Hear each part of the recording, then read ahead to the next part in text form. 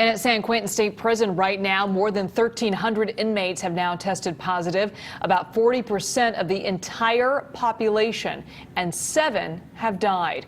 KPIX5's Wilson Walker joins us with the very latest plea to the governor to do something about it. Wilson?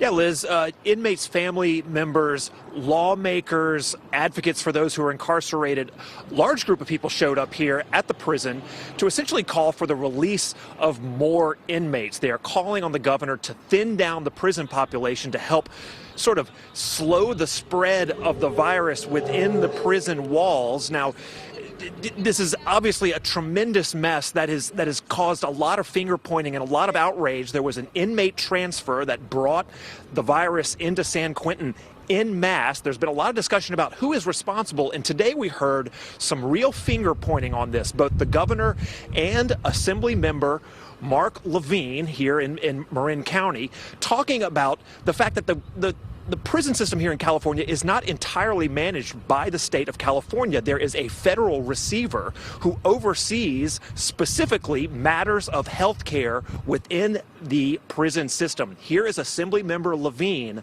talking today about the man who oversees that federal receivership.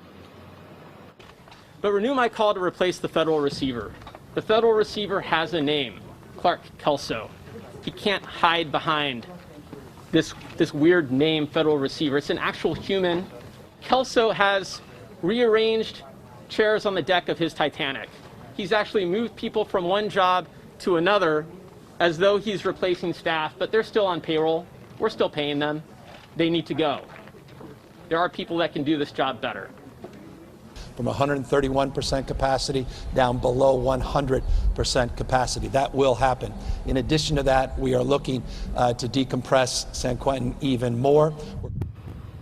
Okay, the governor had to address all of these issues today, and while he did not call out the federal receiver by name, as you heard the Assembly member do, he did talk at length about the relationship between the state and the federal government and how they both have to work together to manage the prison system. The governor says that he is working with a judge to sort out that relationship. The governor seeming to point to some frustrations as to how that is working. You heard the Assembly member really pointing the finger there, laying some of the blame at the federal oversight that governs our prison system. So a lot of conversation still to come about the blame here, and then the whole conversation about how you get prisoners out of the prison. Right. I mean, that was a big issue the group brought up today, is that they want to see more prisoners released. What did the governor say? How did he respond to that request?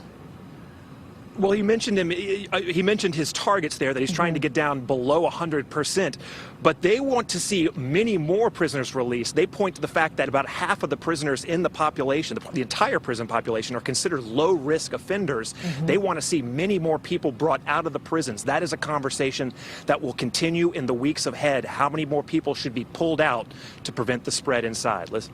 All right, Wilson Walker, thank you.